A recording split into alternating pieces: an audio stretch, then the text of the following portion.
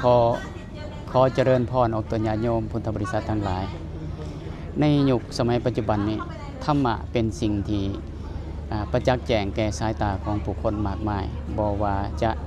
เป็นคนลาวชาวพุทธหรือว่าชาวพุทธในทั่วโลกก็ตาม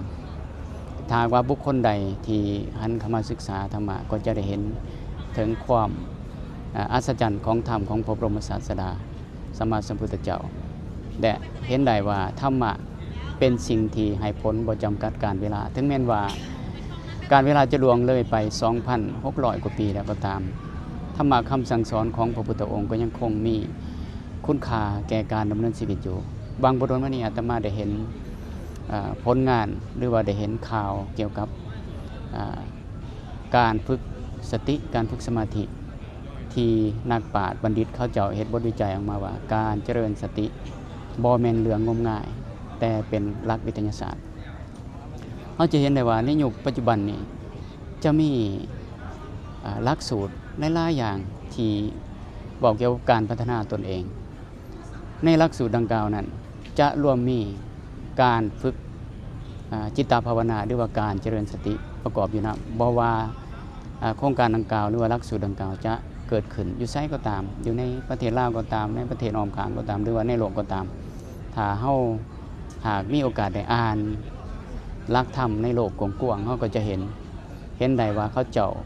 จะเอาหลักของการเจริญสติมาอยู่นำฉะนั้นจึงยังยืนได้ว่าการเจริญสติในทางพุทธศาสนามีคุณค่าแก่การดำเนินชีวิตเหตุใดจริงว่านั่นน่ะ เพราะว่าเมื่อเฮาหากฝึกจิตตนเองให้อยู่ในปัจจุบันขณะหรือว่าให้มีสติต่อเนื่องหรือว่ามีสติ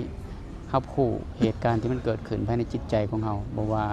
เฮาจะคิดเฮาจะกระทำสิ่งใดด้วยการมีสติอยู่ก็จะเฮ็ดให้เฮานี่บ่เป็นคนที่สะทกสถานหวั่นไหวหรือว่าอ่อนไหวไปตามสภาพการของอารมณ์ที่เกิดขึ้นเมื่อเวลาเผชิญหน้ากับความทุกข์เฮาก็ฮู้ทุกข์เมื่อเวลาเผชิญหน้ากับความสุขก็ฮู้สุขหมายความว่ารับรู้ทุกอย่างที่เกิดขึ้นตามความเป็นจริง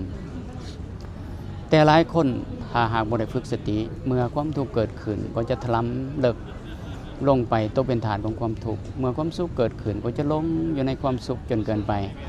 จนบ่คิดเห็นว่าสิ่งทั้งหลายเหล่านั้นเป็นอนิจจังสุขก็เป็นอนิจจังทุกข์ก็เป็นอนิจจังแต่ถ้าเมื่อมีจิตตั้งมั่นอยู่ในปัจจุบันเห็นทุกอย่างตามความเป็นจริงเฮาก็จะบ่เป็นทุกข์นี่คือหลักคำสอนในทางพุทธศาสนาการที่เฮาคิดไปในอดีตเป็นเรื่องธรรมดาการที่เฮาคิดไปในอนาคตเป็นเรื่องธรรมดาแต่ถ้าเฮารู้จักตั้งจิตมั่นอยู่ในปัจจุบันถือว่าเป็นเรื่องบ่ธรรมดาเพราะคนส่วนใหญ่จะปล่อยจิตใจให้ไหลไปในอดีตและไหลไปในอนาคตศาสตร์ของพุทธศาสนาคือการเจริญสติฉะนั้นการเจริญสติมีลักษณะแนวใดก็มีกายานุปัสสนาสติปัฏฐานก็คือ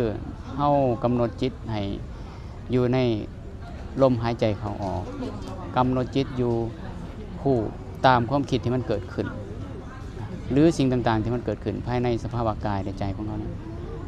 เฮาฝึกอยู่อย่างต่อเนื่องบ่ว่าเฮาจะเฮ็ดกิจกรรมอันใดรดน้ำดอกไม้ก็ดีอ่านหนังสือก็ดีเฮ็ดเวียกเพื่อนการสร้างทั้งหลายทั้งปวงเนี่ยให้อยู่กับปัจจุบันนี่คือลักษณะของการฝึกสติเมื่อเฮาฝึกไปเรื่อยๆเฮาจึงจะรู้คุณค่าของการเจริญสติและเฮาจะเข้าใจว่าที่เขายืนยันว่าเป็นหลักวิทยาศาสตร์นั้นมีลักษณะแนวใดขอเจริญพร